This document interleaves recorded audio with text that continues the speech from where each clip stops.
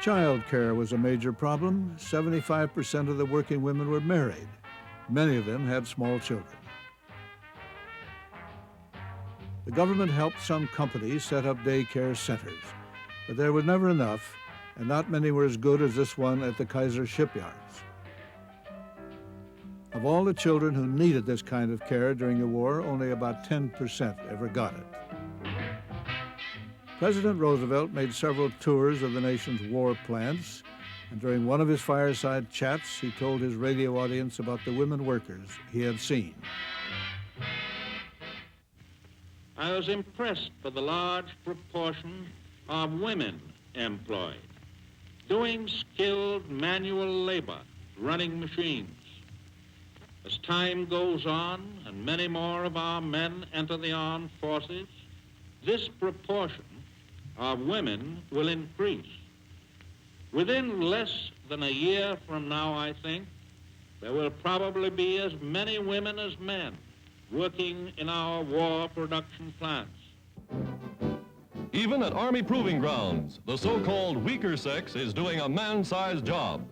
Testing tanks is just daily routine for this all-girl crew.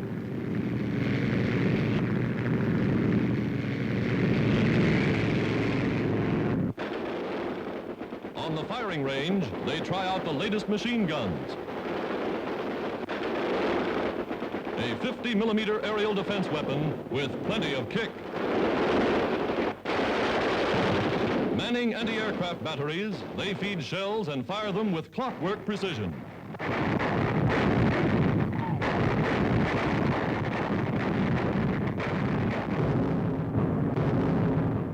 Our boys on the fighting fronts are worried. They want to know that you'll stay on the job with them until final victory is won. So don't quit your war job. You see, they won't quit when the news is good. They won't quit until they've won. And they want you with them, getting that last plane, last tank, last gun for final and complete victory. So let's stay on the war job and finish the war job. There was a great campaign at the beginning of the war to persuade women to go into war industry. It was coordinated by government and the corporations and trade unions as well. But before the war was even over, the propaganda campaign began to show itself in newspapers and magazines and ads persuading us that our place was back into the kitchen. How do you like your job, Mrs. Stoner? I love it. How about after the war? Are you going to keep on working? I should say not. When my husband comes back, I'm going to be busy at home. Good for you. Lee, what did you used to do? Believe it or not, I was a baby nurse. Well, quite a change to this. Yeah, but the hours are much shorter. And what about after this war, Lee? Well, this job belongs to some soldier. And when he comes back, he can have it. Oh, that's swell.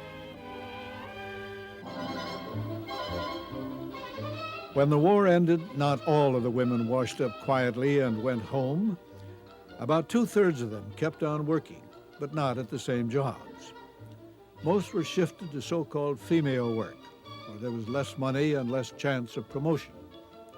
Women lost much of what they had gained. But the fact remained, American women had done a magnificent job during the war. That no one could deny or ever take away.